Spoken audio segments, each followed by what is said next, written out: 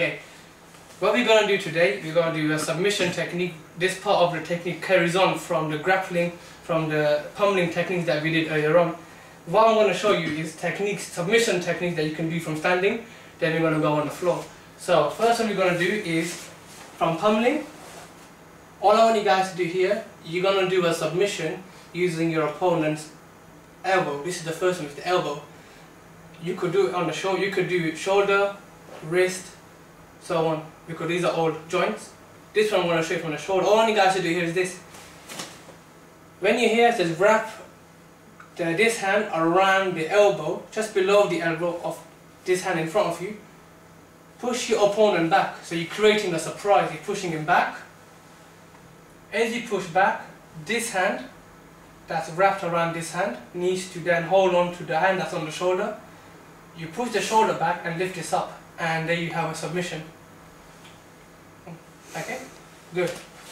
Okay, so that's the first submission technique, standing. What you could also do is this. So if Abbas, so he's here again, pummeling. What you could do is we're here, so you wrestle, you're trying to push each other, you're trying to wrestle each other. What I want you guys to then do is work this hand towards his wrist. One way you could do this is by pushing yourself out. By pushing yourself back, you make your opponent come forward. You then let go of that hand and do another figure 4 here. Here you can do it either on the same elbow by lifting this up and pushing this back. Yeah, as he's twisting, you go along with him, and there you create a shoulder lock or an elbow lock, depending on how you hold the opponent. So here, okay, or you can go straight for the wrist by letting go of this elbow, working your way down, and wrist lock. Again, as you can see, you hold the wrist, put this hand underneath.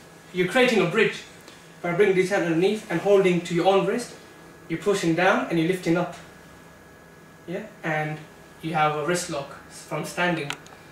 You might argue that, look, that's all good and all fancy. Your opponent, you can't see your opponent from the back. Therefore, I'm liable to get choked, to get elbowed, to get kneed. This is all true. However, if I create a submission technique, if I submit him, creating a lot of tension on his wrist or his elbow or on different joints, the first thing that he's going to do is the pain will make him stop hitting me, punching me, kicking me. He's thinking of the pain, he wants the pain to stop. Therefore, he will now focus on trying to either push me away or create a distance between me and him. Okay, so here, there. Okay, so that's understanding. You could also do neck choke. So here, if we're here, all I want you guys, students, what you could do is here, as you pull him forward,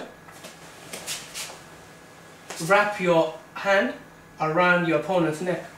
So you're here, you push him forward and wrap it in. By pushing him forward, you want to make your opponent lose balance.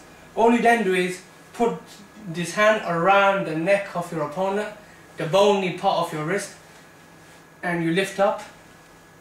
And if your opponent doesn't tap at this point, because some people do have a strong neck, what you could do is go on your tiptoe and arc backwards, and at that point your opponent should tap.